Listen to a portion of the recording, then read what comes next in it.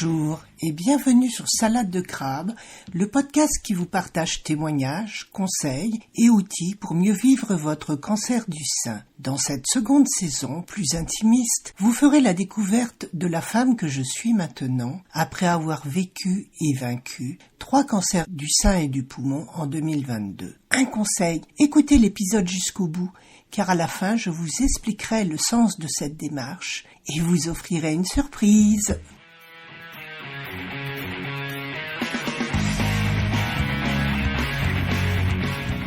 Aimez-vous le sport ? Je dois dire que ce n'est pas vraiment mon cas, même si je suis souvent très heureuse une fois que je suis lancée. Déjà, j'ai été élevée dans une famille où le sport était considéré comme un délassement stupide. Pour mes parents, qui travaillaient dur et étaient souvent debout toute la journée, les tâches physiques quotidiennes suffisaient largement à leur peine, et ils ne voyaient aucun intérêt à en rajouter. Et ils aimaient encore moins les compétitions diverses.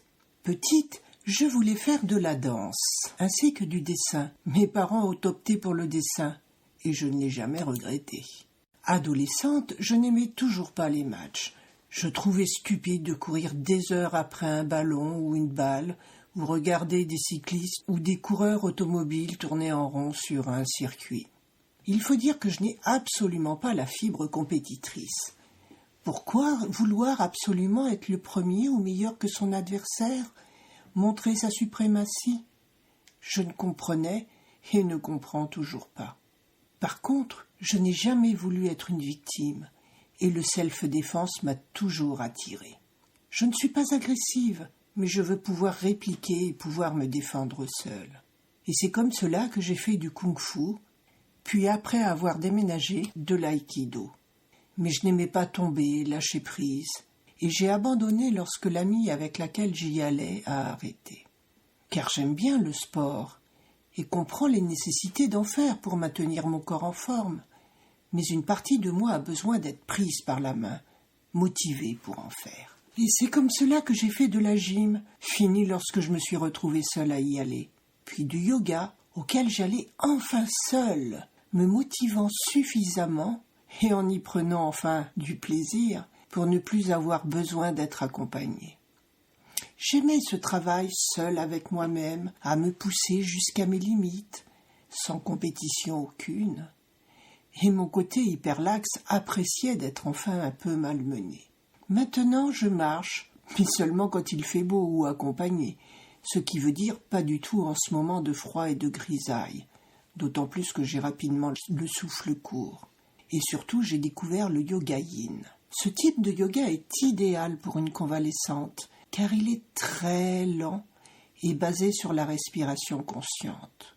De plus, les mouvements sont faciles et adaptables, car j'ai toujours du mal à utiliser mon bras droit ou à faire des flexions et des torsions sur ma cicatrice. Et cela me suffit amplement, car les courbatures s'ajoutent aux douleurs que je ressens déjà quasi constamment depuis mon opération. Entre les douleurs neuropathiques dues à la régénération de mes nerfs et celles du diaphragme que je dois à ma toux incessante, j'ai de quoi faire. Je sais que je dois bouger et essaye de m'y remettre pas à pas, petit à petit, et j'arrive même à y trouver du plaisir. Bon, pas dans les courbatures, car je ne suis pas masochiste. Après les vacances de février, j'ai décidé de m'inscrire à la gym cancer de ma ville. Et je viens d'apprendre qu'une section de Ladybox vient de s'ouvrir près de chez moi. Taper dans un sac et refaire ces gestes de frappe et d'esquive me tentent au plus haut point. Mais on verra cela en septembre, car je ne veux pas aller plus vite que la musique.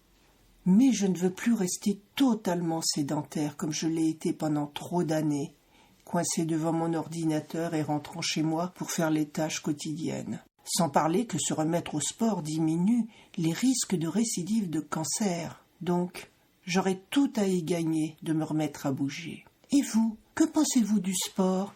Et en faites-vous ? Votre réponse m'intéresse. Et voici le moment de la surprise. Pendant tout le mois de janvier, je participe au défi J'envoie 2023, suivi par de nombreux podcasteurs francophones.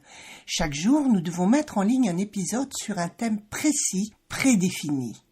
Le but, nous sortir de notre zone de confort et apprendre à nous livrer à nos auditeurs. Alors, je vous propose de découvrir quel est le thème de chaque épisode et de m'envoyer votre réponse en commentaire ou par mail à équilibrance@coaching@gmail.com jusqu'au 10 février 2023. Passé cette date, je tirerai au sort un ou une gagnante que j'inviterai à intervenir sur mon podcast. Alors, si cela vous intéresse, envoyez-moi vite votre réponse.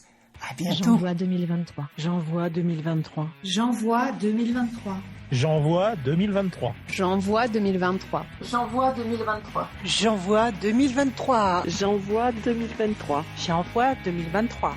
J'envoie 2023.